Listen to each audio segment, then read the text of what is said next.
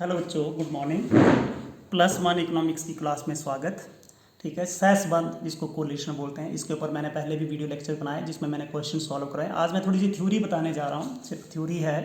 ठीक है, कई बार ये पेपर में आती है इसलिए मैं बताने जा रहा हूँ। तो सबसे पहले हम लिखेंगे परिभाषा किसकी, सहस बंद की कोरिलेशन की परिभाषा क्या होती है। ठीक है, आपने इसको फील करके देखना है, समझना है कि हमारी सहस बंद की परिभाषा क्या होती है। देखिए, बोल्डिंगटन के अनुसार, एक हमारे कोई अर्थशास्त्री हुए हैं, जब कभी बोलता है दो समूह हैं, दो वर्ग हैं या श्रृंखलाओं के बीच में एक निश्चित संबंध पाया जाता है तो उसको हम क्या बोलते हैं, सहसंबंध बोलते हैं, कोरिलेशन। जैसे आपने देखा कि हमारी कीमत और मांग में संबंध पाया जाता है, कीमत और पूर्ति में संबंध पाया जाता है, क्योंकि कीमत और मांग में कैसा संबंध मिलता है, ऋणात्मक, कि कीमत के बढ़ने से हमारी मांग घटती है और कीमत के घटने से हमारी मांग बढ़ती है। उसी ढंग से कीमत और उस पूर्ति के अंदर भी संबंध पाया जाता है, धनात्मक। तो अब आपने यहाँ पे इसकी सिर्फ परिभाषा लिखनी कि जब क्या होता है कि दो समूहों, वर्गों अथवा श्रृंखलाओं के बीच में संबंध पाया जाता है उसको सहसंबंध कहते हैं। कुछ बच्चे हमारे इंग्लिश मीडियम के भी हो सकते हैं। Whenever some definite connections exist, कोई कनेक्शन एग्जिस्ट कर रहा है किस किस के बीच में, between two or more groups, classes भी हो सकती है या सीरीज, ग्रुप्स हो सकते हैं, क्लासेस और सीरीज, और data is said to be correlation, हम उसको कोरिलेशन बोलेंगे। And this is the definition which is given by Boddington. अब इसके बाद देखिए हमारे सहसंबंध कौन कौन, कितने टाइप के आपको सहसंबंध मिलते हैं। हमारे मोस्टली जो हमारे जो जनरली हमारे जो संबंध होते हैं वो दो ही प्रकार के होते हैं, एक धनात्मक और दूसरा कौन सा होता है, ऋणात्मक। ठीक है, अब धनात्मक सहसंबंध आपने ध्यानपूर्वक सुनना है, समझना है। धनात्मक सहसंबंध में क्या होता है, जो हमारा धनात्मक सहसंबंध है, जब दो चरों में परिवर्तन एक ही दिशा में होता है। दो चर का मतलब होता है कि दो वेरिएबल एक ही दिशा में परिवर्तन हो रहे हैं, या दोनों घट रहे हैं या दोनों ही बढ़ रहे हैं। जब दो चरों में परिवर्तन एक ही दिशा में होता है, अर्थात एक बढ़ता है तो दूसरा भी बढ़ता है और एक घटता है तो दूसरा भी घटता है, तो ऐसे संबंध को हम क्या बोलते हैं, धनात्मक सहसंबंध बोलते हैं, पॉजिटिव कोरिलेशन बोलते हैं। अब वन इंक्रीज कर रहा है वेरिएबल तो दूसरा भी इंक्रीज कर रहा है, एक डिक्रीज कर रहा है तो दूसरा भी डिक्रीज कर रहा है, तो उसको धनात्मक सहसंबंध बोलते हैं। यहाँ पे जब भी आप देखेंगे एक्स और वाई दोनों चरों में मूल्य में वृद्धि हो रही है, दोनों वेरिएबल बढ़ रहे हैं, देखो 10, 20, 30, 40, 100, 150, 200 और 250, यहाँ पे दोनों ही बढ़ रहे हैं। अब देखिए एक्स और वाई दोनों चरों के मूल्य में कमी हो रही है, both the variable they are decreasing, 50, 40, 30 और 20, 200, 150, 100 और 150, तो यहाँ पे दोनों ही क्या कर रहे हैं, डिक्रीज कर रहे हैं। ठीक है, इसका मतलब क्या है, इन दोनों के बीच में कोरिलेशन कैसा मिल रहा है आपको, कैसा संबंध मिल रहा है, धनात्मक। धनात्मक का मतलब कि एक भी बढ़ रहा है दूसरा बढ़ रहा है, एक घट रहा है तो दूसरा भी घट रहा है। तो इसका मैं आपको एग्जांपल डेली लाइफ से बताऊंगा कि हमारी प्राइस और सप्लाई के बीच में, कीमत और पूर्ति के बीच में जो संबंध पाया जाता है वो कैसा संबंध पाया जाता है, धनात्मक, positive correlation exist between price and supply. समझ आ गई होगी, फील आ गई। अगला देखिए ऋणात्मक सहसंबंध। ऋणात्मक सहसंबंध का मतलब होता है विपरीत, एक बढ़ेगा तो दूसरा घटेगा। ठीक है, जब दो चरों में परिवर्तन विपरीत दिशा में, दिशा ये नहीं कि पूर्व पश्चिम उत्तर दक्षिण, यहाँ पे दिशा होती है कि एक के बढ़ने से दूसरा घटता है और दूसरे के घटने से दूसरा बढ़ता है, तो उसको हम क्या बोलते हैं, ऋणात्मक, नेगेटिव कोरिलेशन। नेगेटिव कोरिलेशन के अंदर है कि व्हेन वन वेरिएबल इंक्रीज कर रहा है अनदर डिक्रीज कर रहा है, एंड व्हेन वन, क्योंकि फर्स्ट जो डिक्रीज कर रहा है तो सेकंड जो है वो क्या कर रहा है, इंक्रीज कर रहा है। तो इस टाइप के संबंध को हम क्या बोलेंगे, ऋणात्मक सहसंबंध बोलते हैं। ऋणात्मक सहसंबंध के अंदर देखिए यहाँ पे देखिए, जब भी आप इसको देख रहे हैं एक्स और वाई, देखिए ये बढ़ रहा है यहाँ से 1, 2, 3, 4, 5, लेकिन वाई वाला क्या कर रहा है, 5, 4, 2, 1, ये घट रहा है। ठीक है, एक बढ़ रहा है, one variable x that is increasing and second that is decreasing. तो इसको जब एक के बढ़ने से दूसरा घटता है, दोनों चरों में परिवर्तन विपरीत दिशा में होता है, तो इसको हम क्या बोलते हैं, कौन सा सहसंबंध बोलेंगे, इस टाइप के हम सहसंबंध को बोलेंगे ऋणात्मक। ऋणात्मक जैसे आपने प्राइस और डिमांड, प्राइस ज़्यादा होती है किसी वस्तु की कीमत तो हमारी मांग कम होती है, लेकिन जब हमारी प्राइस कम होती है तो हमारी किसी भी वस्तु की मांग अधिक होती है।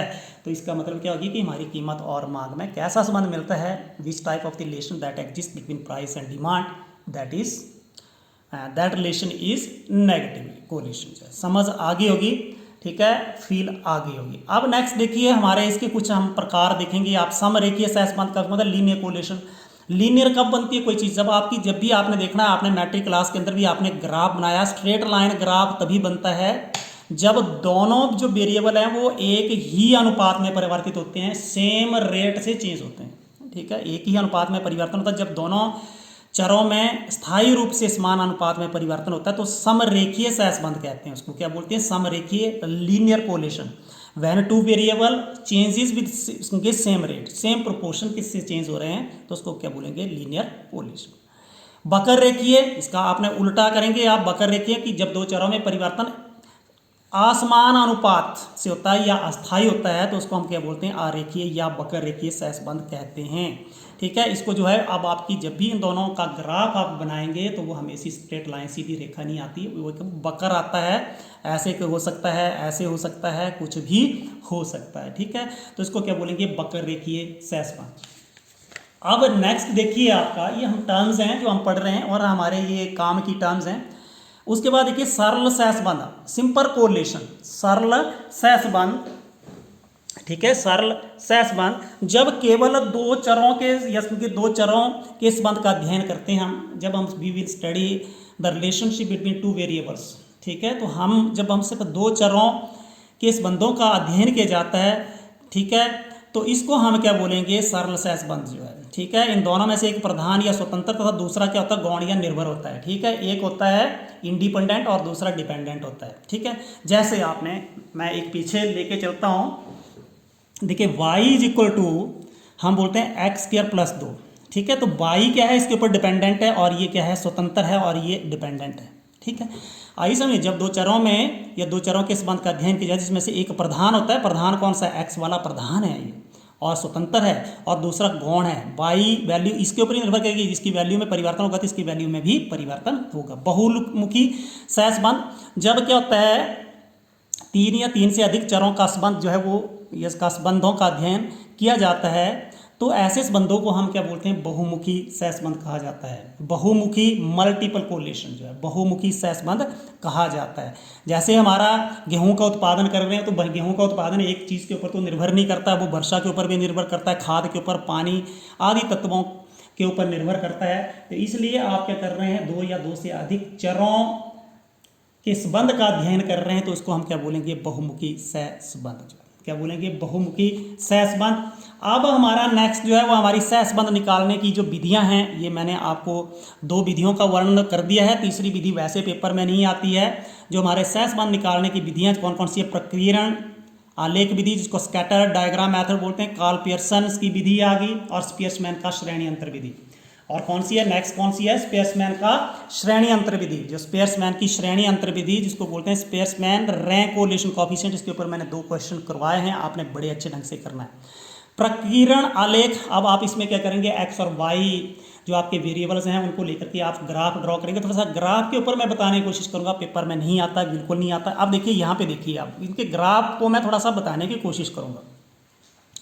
अब देखिए यहाँ पे हम मान लीजिए इसके ऊपर x वाला है, इधर y वाला है, ये एक भी बढ़ रहा है, दूसरा भी बढ़ रहा है, लेकिन एक ही अनुपात में बढ़ रहे हैं, तो इसको बोलेंगे परफेक्ट पॉजिटिव।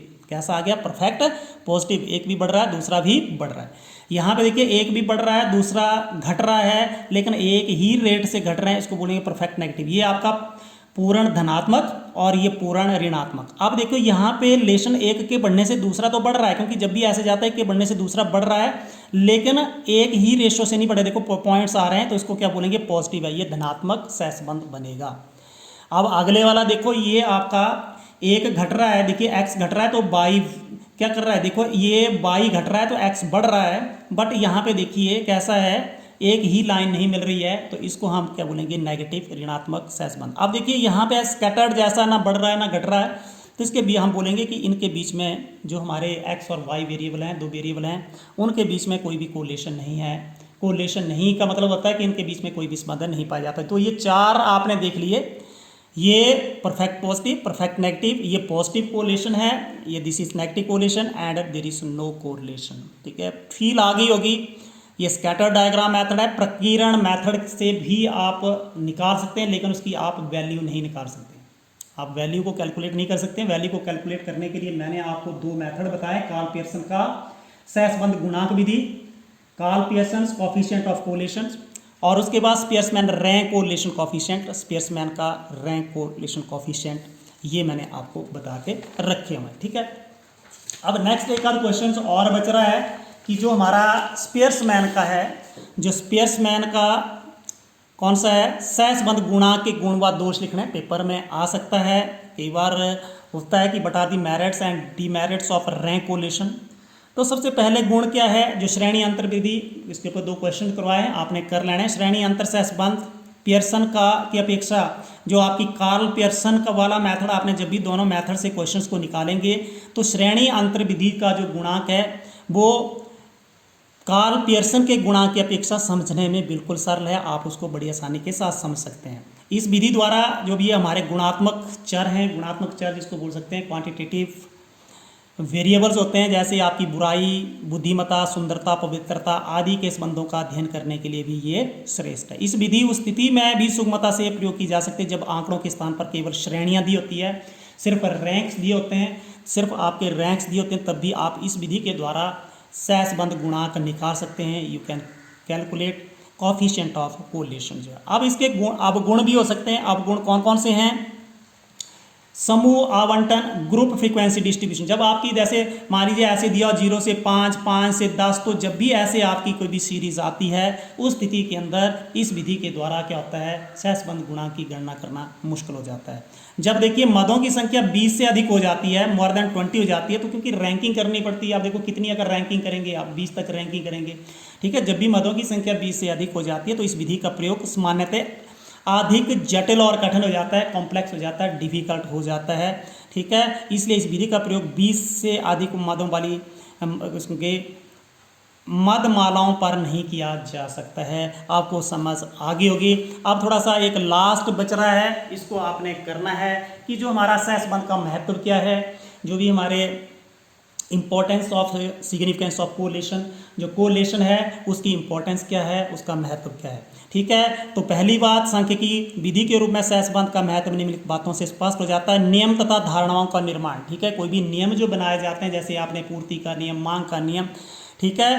तो ये इस क्या लिखा है कि सहसंबंध अध्ययन के चरों से पारस्परिक संबंध की दिशा और मात्रा का ज्ञान हो जाता है। पारस्परिक संबंध की, उनके बीच में संबंध क्या है, संबंध की दिशा क्या है, मात्रा का ज्ञान हो जाता है। और इसके फलस्वरूप हमारे जो अर्थशास्त्र के कई नियम, जैसे मांग का नियम है, पूर्ति का नियम है, मांग के सिद्धांत, मांग की लोच की धारणा का निर्माण संभव हो जाता है। ये सारे नियम और धारणाएं को बनाने में भी हमारा ये सहसंबंध का बहुत अधिक महत्व है। कारण और परिणाम संबंध, ठीक है, काजेज ऑफ इफेक्ट रिलेशनशिप, सहसंबंध गुणांक कई बार क्या होता है, विभिन्न चरों में पाए जाने वाले कारण परिणाम संबंध को स्पष्ट करता है। इसके फलस्वरूप चरों के व्यवहारों को समझने में भी सहायता मिल जाती है।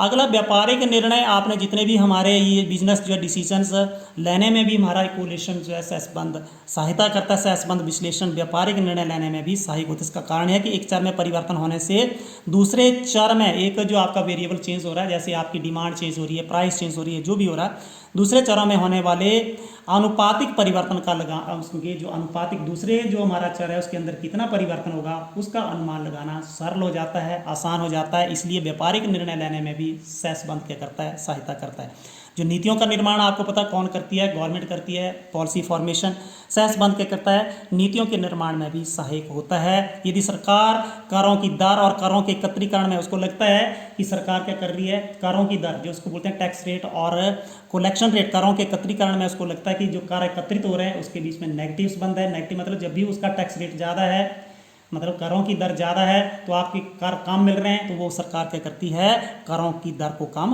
कर देती है, ठीक है। तो सरकार क्या करती है, करों की दर कम करने की नीति अपनाती है। तो करों की दर जो कम होने के फलस्वरूप करों की रकम अधिक एकत्रित होने की संभावना हो जाती है। तो आपने ये 4 महत्व पढ़े। नियमों तथा धारणाओं का निर्माण करने में सहायता होती है। कारण और परिणाम संबंध भी या उसके के संबंध को ये स्पष्ट हो जाता है। व्यापारिक निर्णय लेने में भी सहसंबंध सहायता करते हैं और नीतियों के निर्माण में भी सहसंबंध जो है वो सहायता करते हैं। और ये हमारा इस चैप्टर के ऊपर लास्ट वीडियो लेक्चर था। आपको समझ आई होगी। Like share and subscribe. Thank you.